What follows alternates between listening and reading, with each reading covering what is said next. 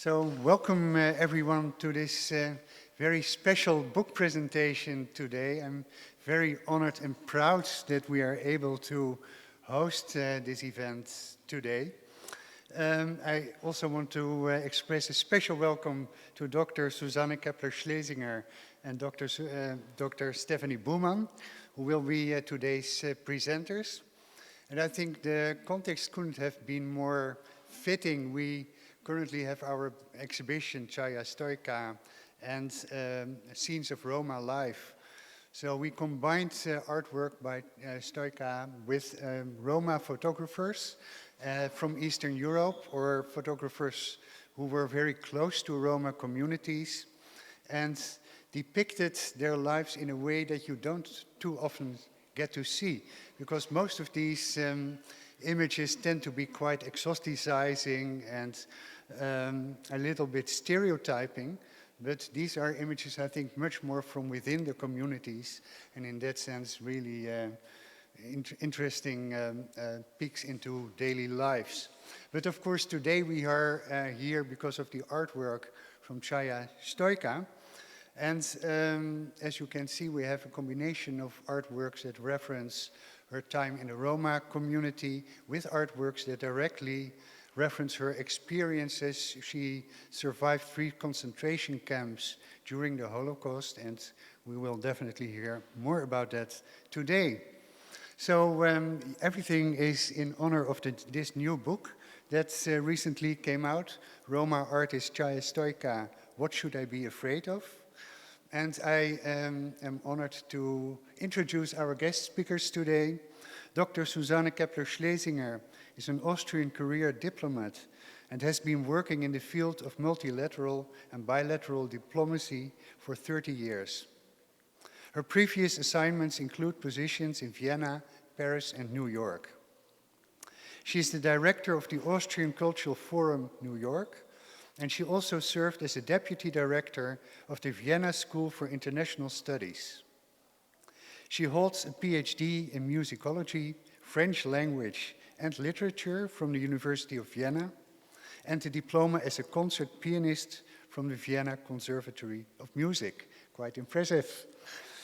She's the co-editor of the book we are discussing today.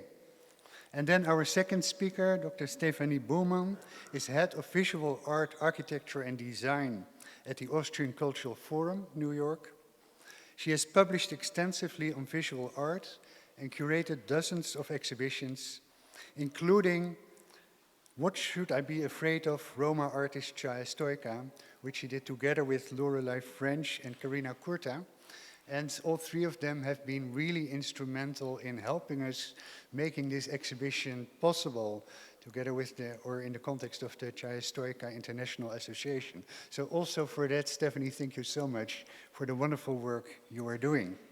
And with that, I really would love to invite Susanne Keppler-Schlesinger to give an introduction. Will be followed by a PowerPoint presentation from Stephanie Buhmann. Then we have opportunity for Q&A, followed by a light reception in the garden. So thank you very much, and please, Susanne.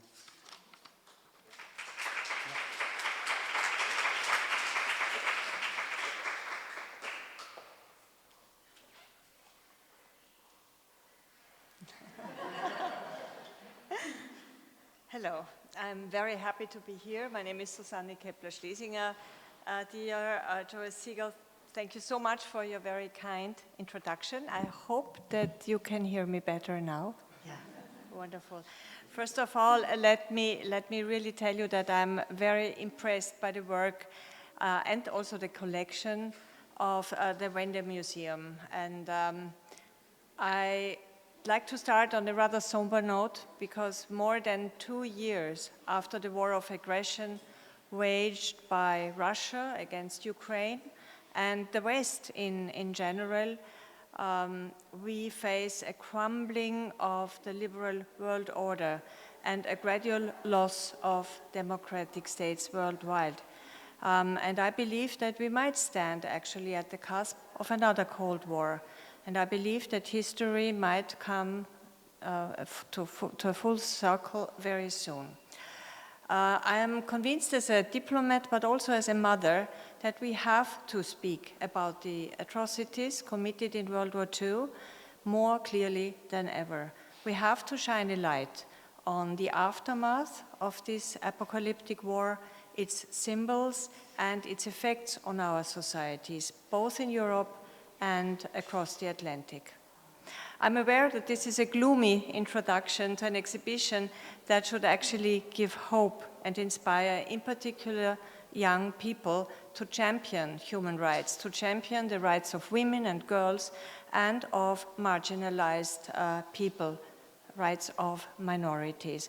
And I was very glad to hear that there's also a very lively program offered to schools and groups of young people.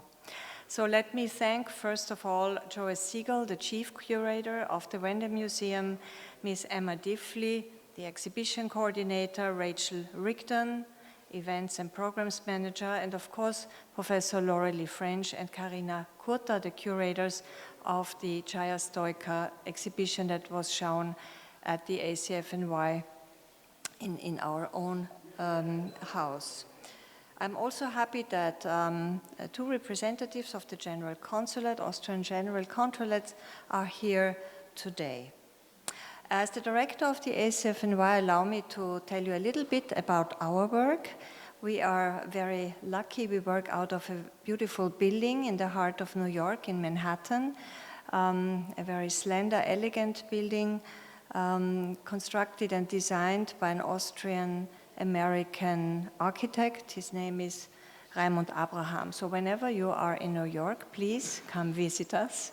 We do have a 4-tiered gallery, a concert space that can host up to 72 people, guests, conference rooms, and which is interesting information for researchers, a public library. You might ask yourself why Austrian diplomacy focuses so much on culture. Well, cultural diplomacy is actually a hallmark and a solid pillar of Austrian foreign policy and has been that since World War II. We are a country that not only honors a rich cultural heritage, but we are also proud that we have very many young and promising talents in arts and sciences, not only Austrians, but also young people from Central Europe who work and live in Vienna and in Austria. You might also ask yourself why we focus on Ceija Stojka. Ceija is a little bit embedded in our broader program. My team and I decided a year and a half ago that we would highlight in our work the achievements of remarkable women artists and women scientists who are often and have often been overlooked or underestimated and even persecuted. Last year we started with an exhibition on Hedy Lamarr. Hedy Lamarr, a famous actress, but also a super talented inventor. Ceija Stojka came after Hedy Lamarr, and right now we are hosting a show on Margarete Schütte-Lihotzky, famous architect and resistance fighters. And all of that also, of course, happens in the context of what we call Gedenkkultur, culture of remembrance. Looking at the topic at hand, I would like to just briefly give you our thoughts on Roma and Sinti and our responsibility towards this very particular group of people living in Austria and Europe, but also here in the United States. Roma and Sinti have been and were persecuted, tortured, and killed during World War II in Austria, and only an estimated 20% survived this ordeal. 80% perished, were either killed or died from the effects of the persecution. And this particular ethnic group was almost made invisible. And I had to think of that when I read the title of the work you're doing here, On the Margins of Society, Invisibility in Public Space. So Roma and Sinti were almost invisible for many, many years in Austria after World War II. So we decided to choose Ceija Stojka as a cultural ambassador for our work last year, and decided that we would shed some light on a widely unknown woman, a woman that only learned how to read and write when she was a teenager after having survived 3 concentration camps. This lady gathered all her strength, her intelligence, and her incredible stamina to become an agent of change, a fervent human rights activist, and she convinced the Austrian government to recognize her people and grant them legal status as an ethnic minority in Austria over 30 years ago. That was a political decision that had been long overdue, a decision which finally recognized the culture and the language of the Roma in our country and made them visible, or a little bit more visible. 31 years ago, as a young student, I had the privilege to meet Ceija Stojka in person, when for the first time she read out of her biography, Wir lebten im Verborgenen, we lived in clandestinity. She was a short lady with a very powerful ambience, and she was surrounded by her family. And since then, my admiration for Ceija Stojka has grown. And I'm really, really very grateful and happy that we have the opportunity today to tell her story in this museum, in the context of this great exhibition, and also for the first time in Los Angeles. Last year, as was mentioned before, the ACFNY honored Ceija Stojka with a carefully curated exhibition encompassing 90 original pieces of her art and a very multifaceted program comprising concerts and films. And this first English monograph of Ceija Stojka is a result of this labor of love, and we hope that we will help with this work to keep her memory alive. The memory also of the horrific losses and atrocities against her ethnic group and the atrocities they had to endure under the Nazi regime. I will finish now and would like to turn over the floor to Dr. Stefanie Buhmann. She was the main motor behind this book, and with her dedication and her hard work and her expertise, this project came to fruition, and we are happy to present this book to you and hopefully all to your friends as well in a few minutes. Thank you for your attention.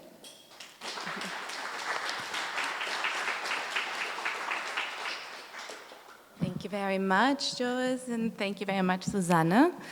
Welcome, everybody. It's a pleasure to be here, and it's the first time I'm here at this museum, and I was thrilled to see the amazing library that is open to the public there, and how fitting to present a book in this context, not just historically and because of the artwork we're talking about, but also in this institution that gives so much credit to the meaning and the lasting legacy of books. And we did this wonderful exhibition last year, but knew that it would come down eventually. It was up for several months, but books are, of course, the way to continue to talk about stories in a more lasting frame, and here we are.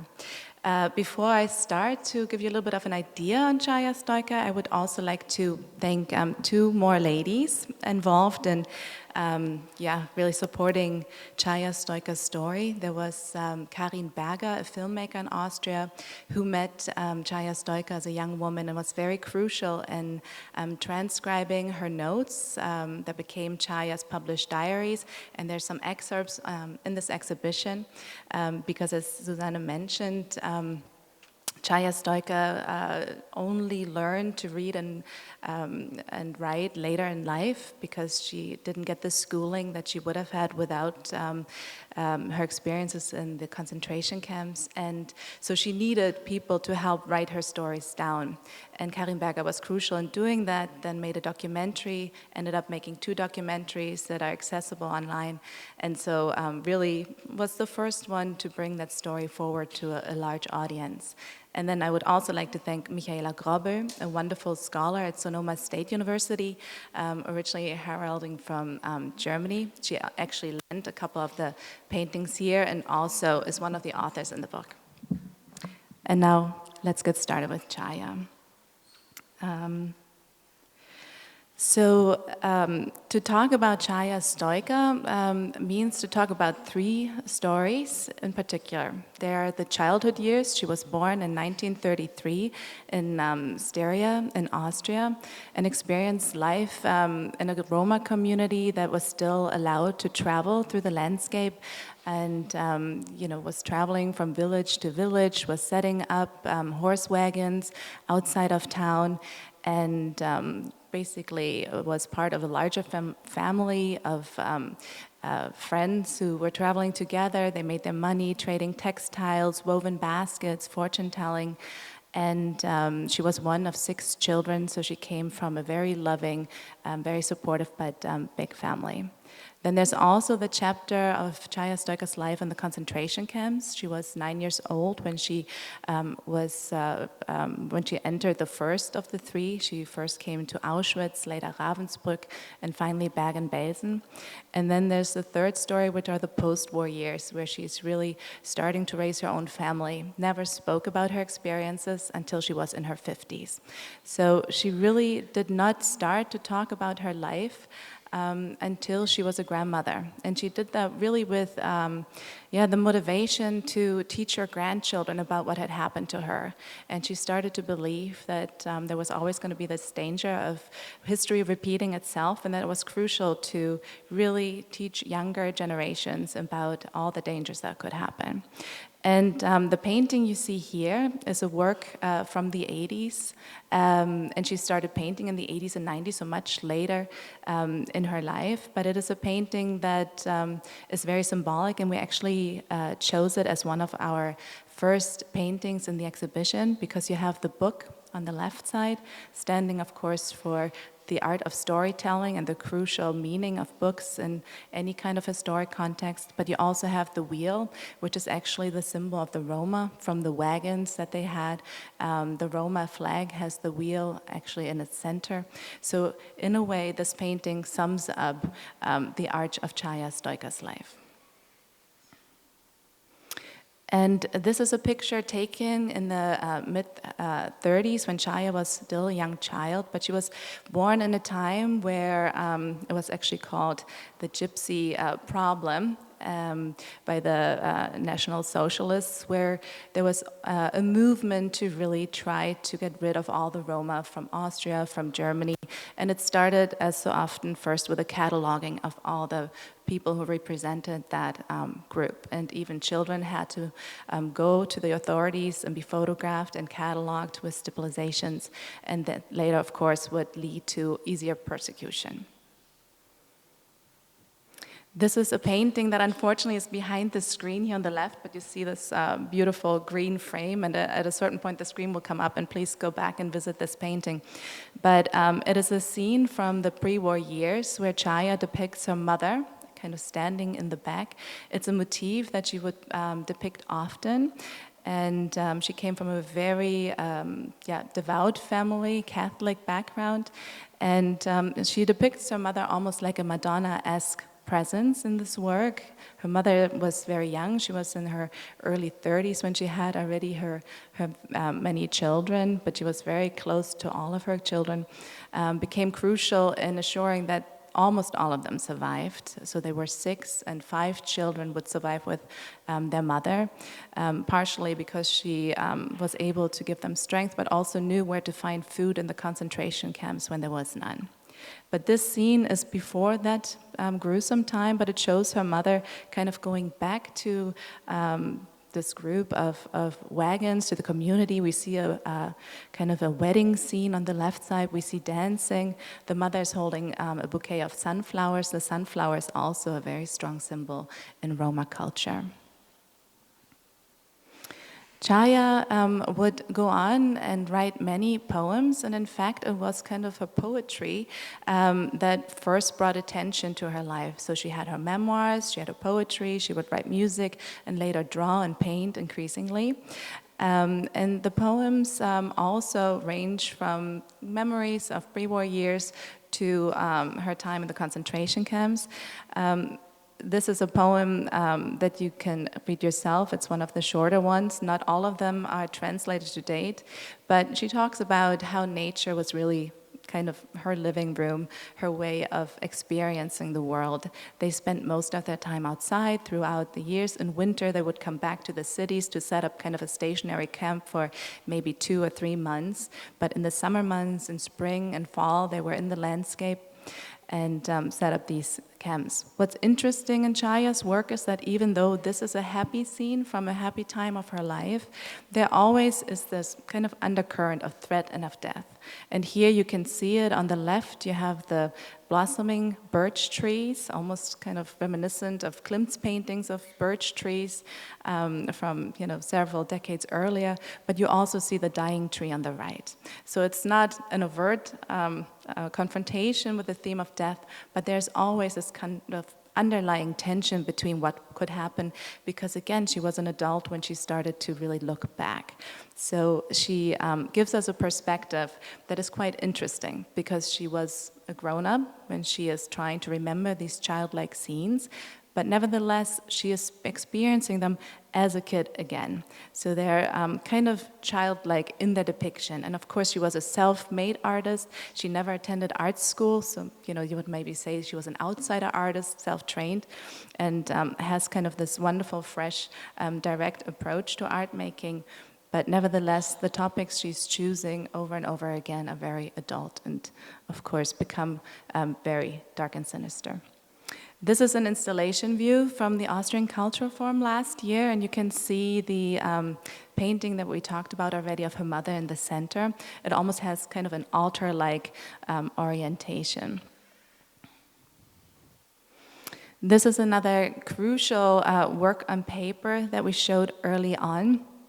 It's all train tracks, and it has the names of all the 3 concentration camps. So it's really in the early 40s that her father is the first one to be deported, and he goes to Dachau. He then goes to a few other places and is eventually killed again when he comes back to Dachau. The family never sees or hears from him again after 41.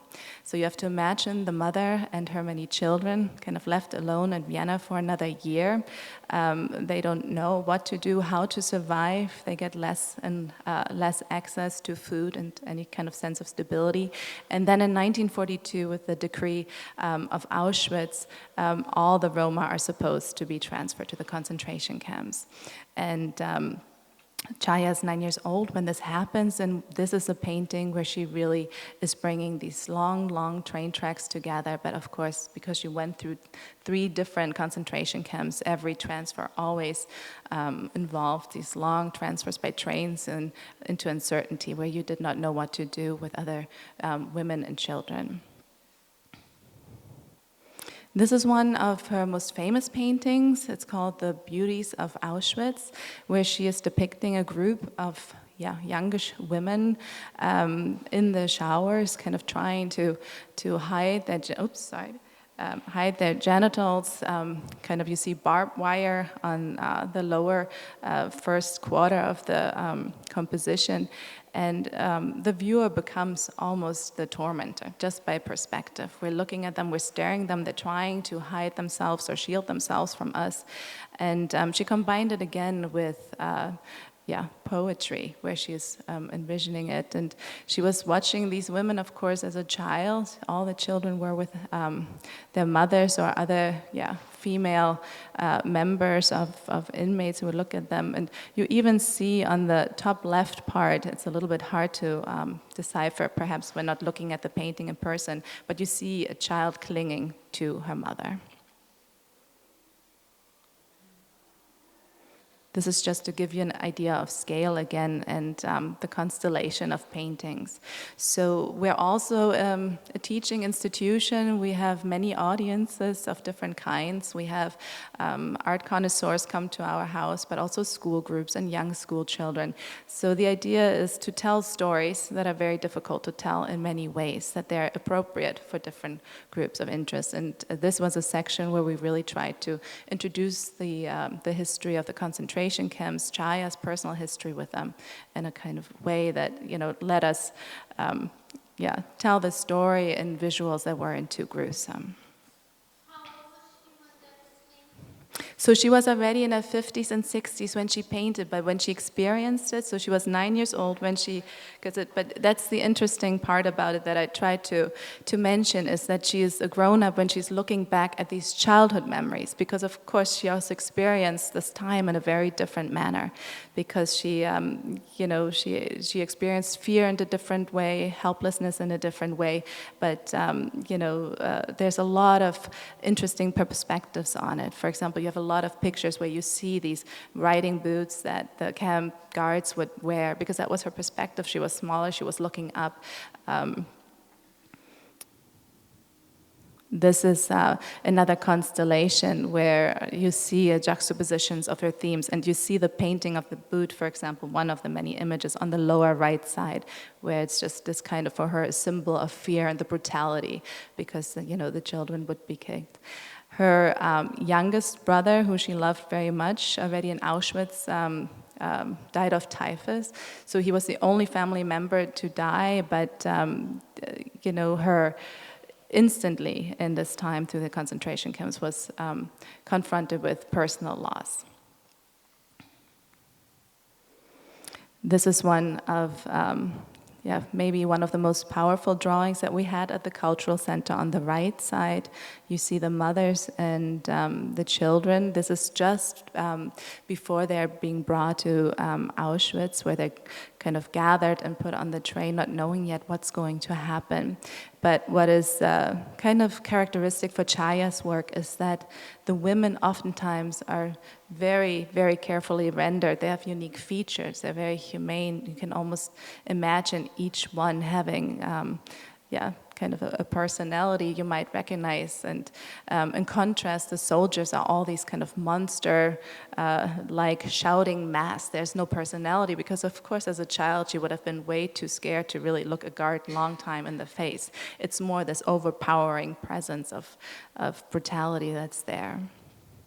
On the left side, you have a more brutal scene of an Auschwitz scene she witnessed of soldiers shooting at inmates. The book tells the biography of Ceija Stojka very well. There's different essays on different aspects of her life. One essay is also to kind of contextualize her art in different, with different artists at the time. For example, Käthe Kollwitz, a German artist who worked a lot with similar scenes. And this one was Doris Finkelstein. She was actually a British artist. She was a portrait artist who was commissioned by the British government to enter the concentration camps, Bergen-Belsen, especially after liberation, to document the scenes she saw. So on the left side, you see a painting by Doris from 1945, when she, as a sophisticated painter, is going into really render these horrific scenes she found. Bergen-Belsen, by the time it was liberated, was covered with thousands of unburied corpses. They were literally in these piles everywhere. And she depicts on the left and on the right side, you have Ceija Stojka, not necessarily knowing this painting, but just as a juxtaposition, painting a similar scene. But in Ceija's work, again, all the dead have faces. They are not anonymous victims. They're very much personalized. And there's some incredible stories that she wrote in her diaries about how she would hide under these piles of corpses. First of all, they were warm. In winter, they were incredibly cold in the concentration camps. A lot of people froze to death. She would cover herself, dive kind of underneath these corpses where she could find some warmth, but also they protected her. And she did not have a relationship with the dead that was rooted in fear, quite the opposite. They became friends. And she talks a lot about the ghosts that would continue to visit her, but she, in her childlike mind, found comfort in these protectors almost. I mean, that's kind of unimaginable as a parent to think that your child would have this take, but it is one of the ways she was able to stay alive. So very different than this more documentary approach on the left side. This is a photo of Bergen-Belsen after it was liberated and it was burned down to kind of stop the spreading of typhus. But what's interesting here on the left side is this little tree that we see. And it's also a symbol that weaves itself through Ceija Stojka's work. It was, she calls it the tree of life.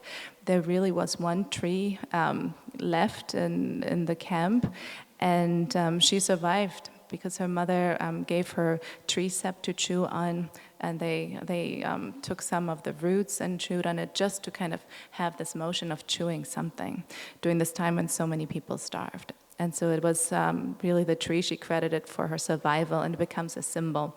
And when you later maybe go and get a chance to look at some of these paintings in this exhibition, you will see that her signature is always written with a tree branch, which is exactly this reference to this tree of life. Another installation view, which is a wall of drawings, all scenes from the concentration camps, and then juxtaposed with some of her writings. So she did write several books, kind of memoirs that were bundled, and we're very happy that now the first ones are being translated into English. This is the first English monograph. Some of her poems have been translated, and Laura French, who is a professor at Pacific University in Oregon, has also dedicated much time to translating it. Now there's a new grant for the translation of her diaries, so that will be very important to have this coming out in a couple of years or 3 years, just to get a sense of her visuals, how they translate into literature, but also because there's a lot of drawings in these pages as well, and note-taking.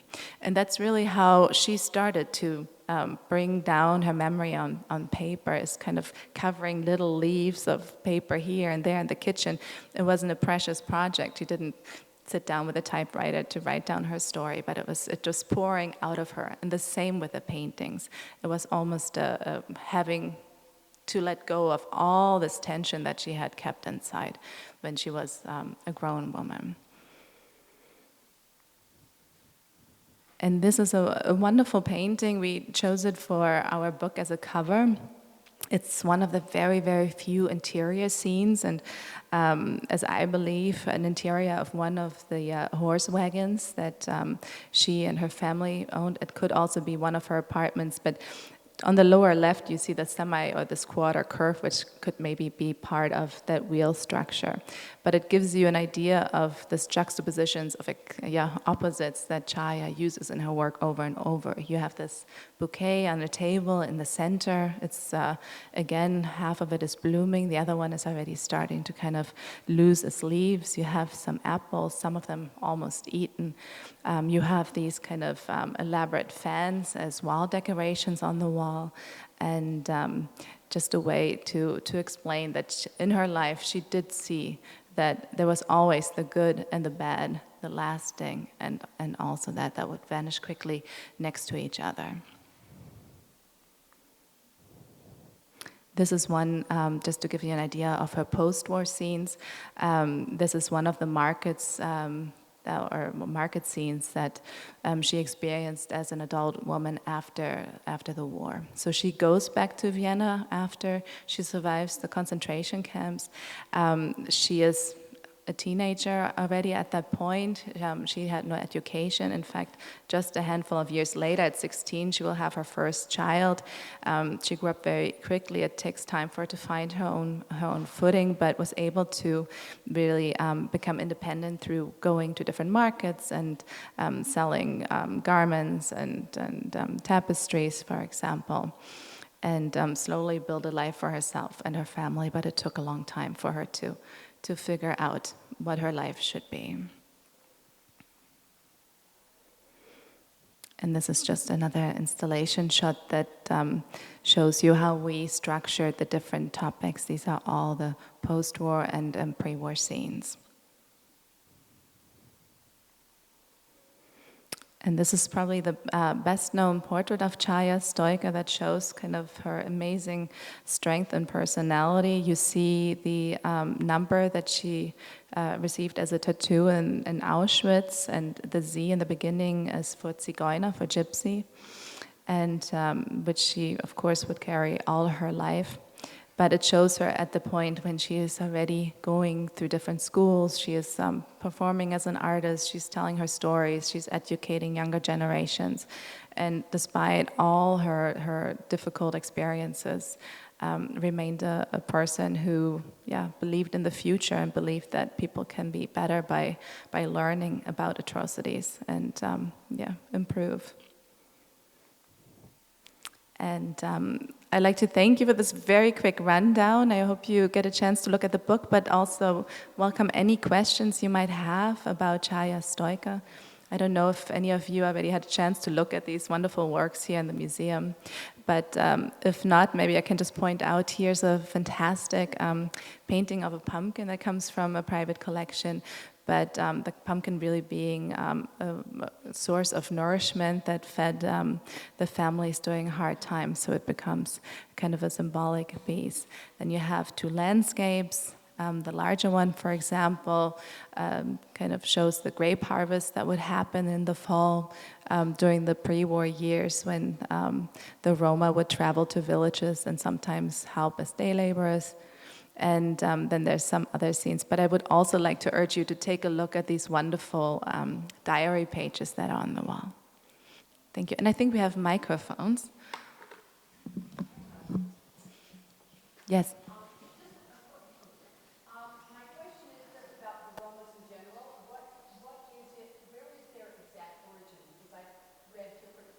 Yeah.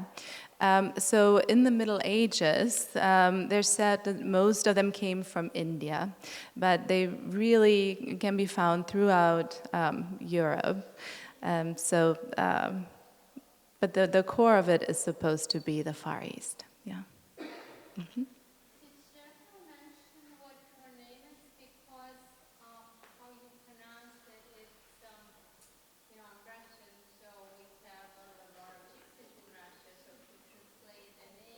Mm-hmm.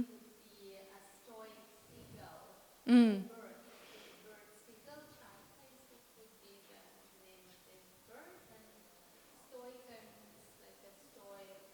That is so interesting. Yes, yes.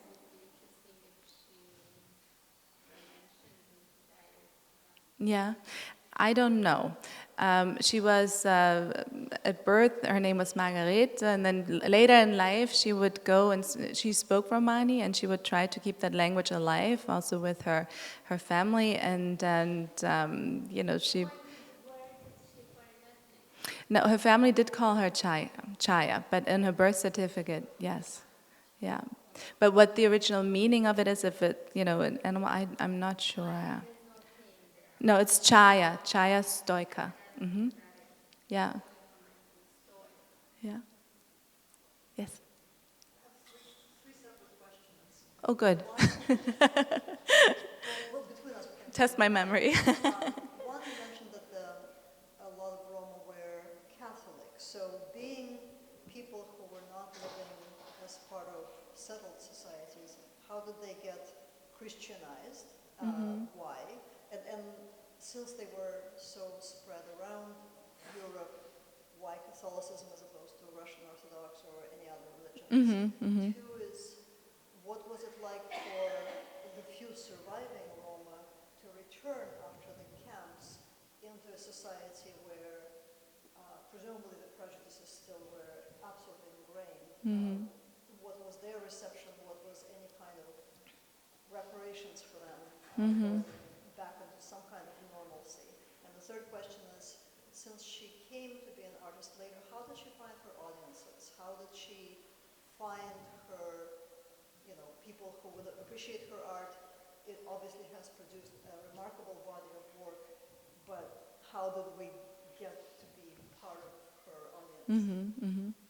They're all very, all very good questions. Maybe to start with the middle, why did she return to Vienna?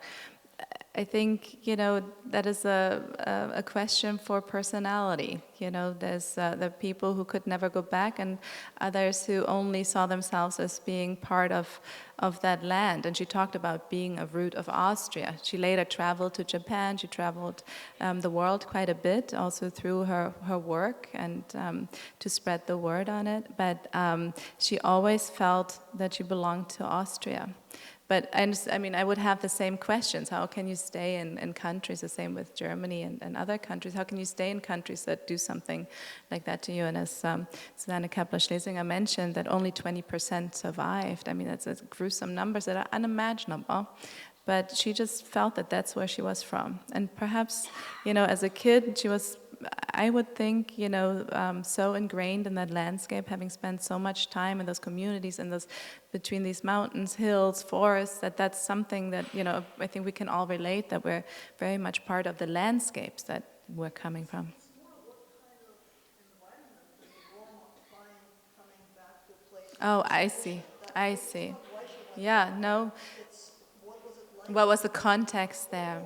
Considering how they were mistreated and prejudiced against and persecuted, what was it like returning to that hostile environment, essentially? Well, from my own observation, the Roma and Sinti also became quite valued after World War II because they were itinerant merchants. You could buy good things from them. People know them, they knew them, they were their customers. They came to their villages and sold a carpet or garment. So their way of living was also appreciated in many ways because service came to your door, even in remote areas. Plus, people love the music. It is the gypsy music now. Gypsy jazz is a very, very important part of our cultural scene in Vienna. So yes, under the Nazi regime, they were considered as a danger to the Aryan population, but not by everybody. It's not a black and white picture. So I think there was also a lot of sympathy for the remaining Romni. Many of them settled, and in Vienna they took over the management of garbage disposals, and it's a quite highly paid actually job by the city of government. You get a sort of tenure, you work as a garment disposer, and you can earn your money, and these jobs are handed down through generations. So they are an essential part of the Austrian population. And regarding the religion, we don't know exactly why and when they adopted Catholicism, but I also worked in France for a long time.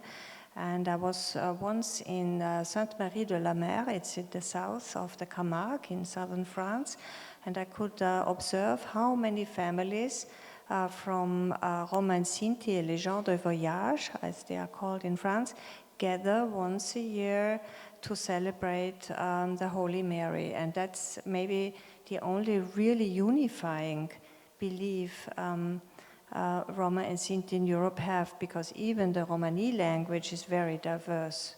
So the deep Catholic, very traditional Catholic belief is a unifying factor for them, and maybe the only one.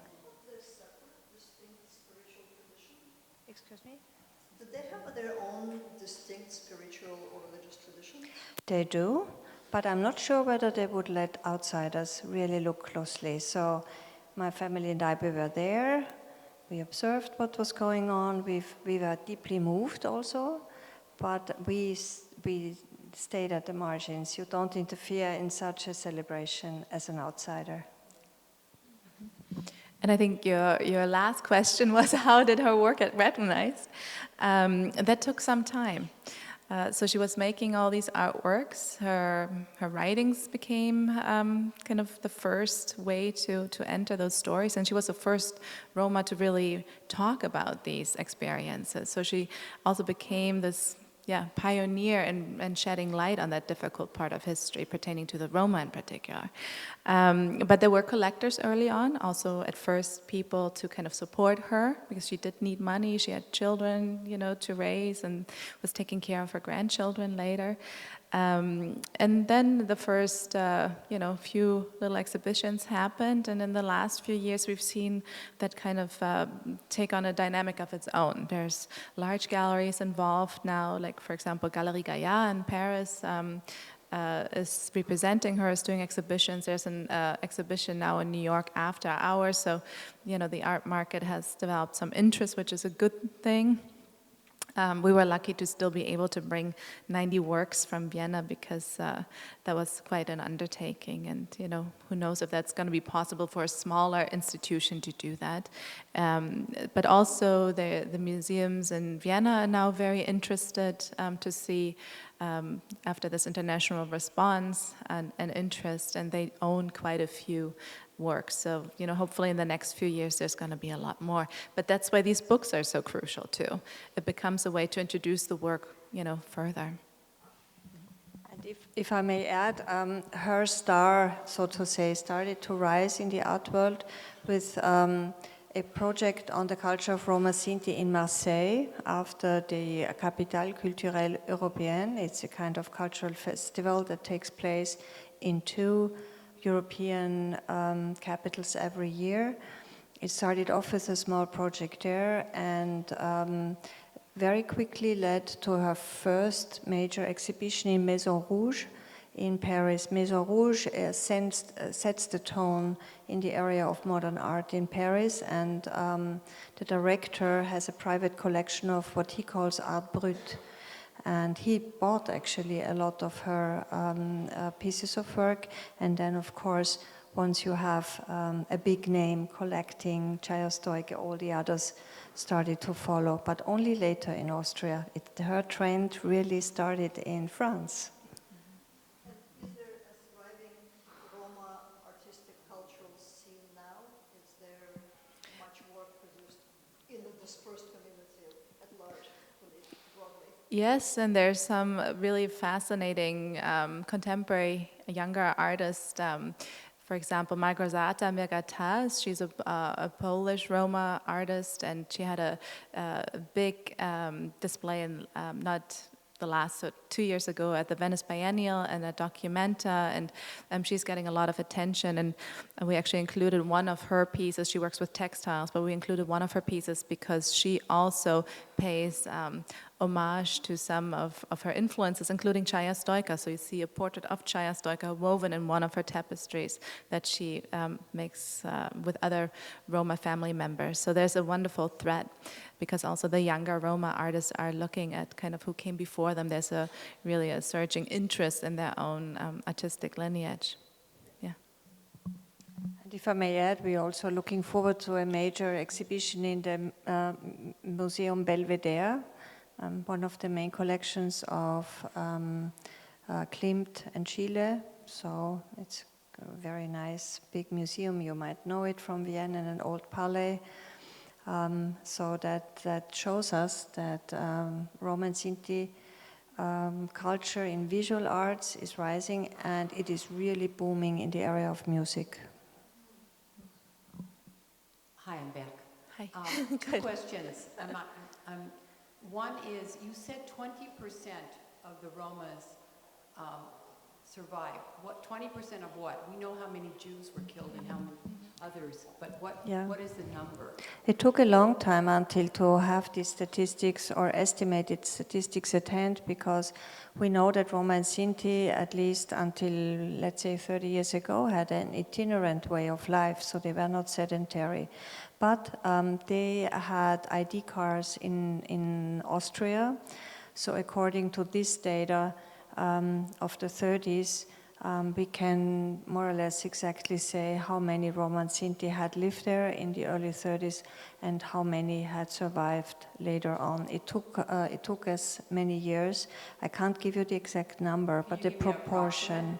No, I don't want to do that, but I'm sure we can look it up and send it to you. But the percentage as such, I think, is very telling. Okay, then my second comment was just that it's very surprising and positive and uplifting, because for the most part, the Roma's reputation is not a good one. I just came back from several weeks in Europe, and there are lots of Romas in Portugal and in parts of Spain, and their reputation is unfortunately quite negative. And so it's very inspiring to hear that there are some that are elevating themselves. Yeah, absolutely true with this observation. The situation is even worse when you go to Romania and Hungary and Slovakia. And this is why I pointed out that 30 years ago, also thanks to the activism of Ceija Stojka, Austria granted them special rights and recognized what was done to them, and as also budgetary support for their language, teaching of languages, and for their cultural lives. So at least in that sector, we have been maybe a little better than other countries. Yes. Is it known, is it known whether or not someone suggested to Ceija that she should start writing, or the painting especially? That's kind of what I'm most curious about. Because she didn't speak about it for most of her life. So did any one person or people?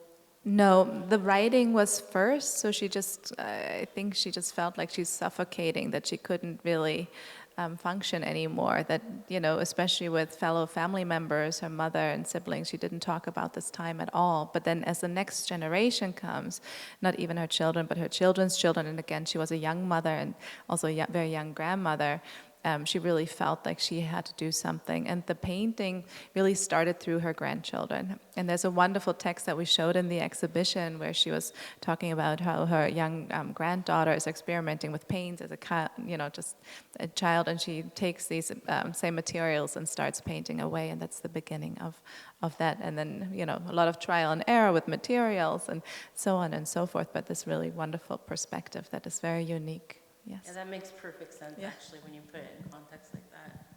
Easier to communicate with the children. Yeah. We heard also from her favorite granddaughter, who assisted when we opened the exhibition in New York, that she used writing into her diaries as a therapy, because there was a lot of pent-up feelings in her, as we can all imagine.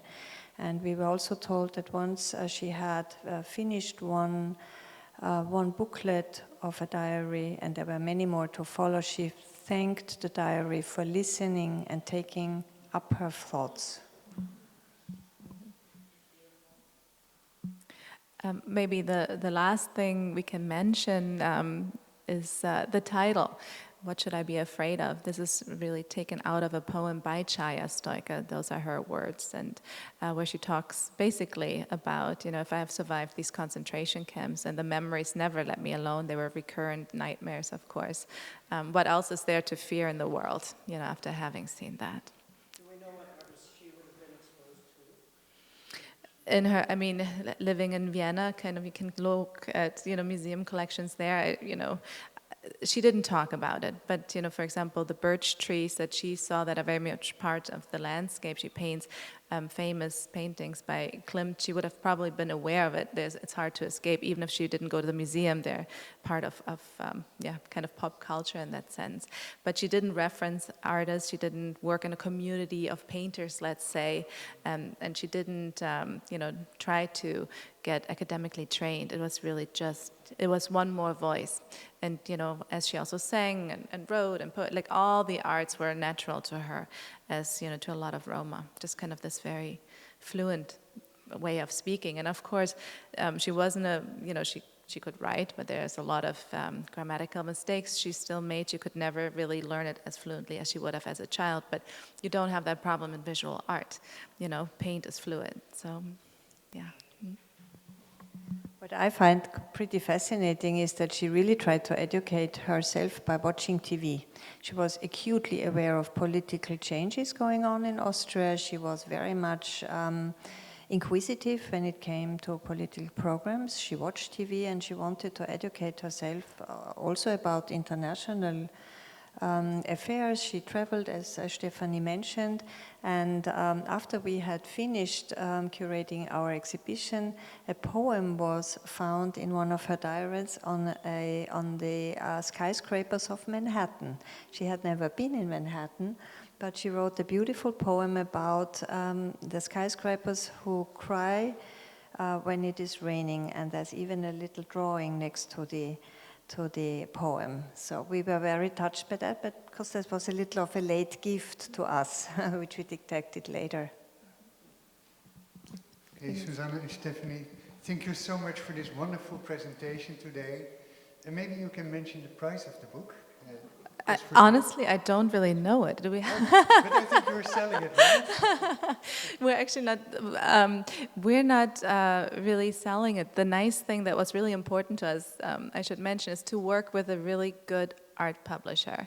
So we found Hirmer Publishers, and they publish books on Gerhard Richter and Katharina Grosse, because we wanted this book to have a life of their own. And it's also the Chicago University Press as part of it. So we, at the Cultural Forum, do not sell the book at all, and we are just happy to have it here. But there's some in the bookstore, so you're selling it. That's why, you know, there will be a price. I just don't know it. It's not very expensive, yeah. Okay, so please check it out, but also please stay around because we have a little reception in the garden now. You are very welcome to enjoy a glass of wine. So thank you very much.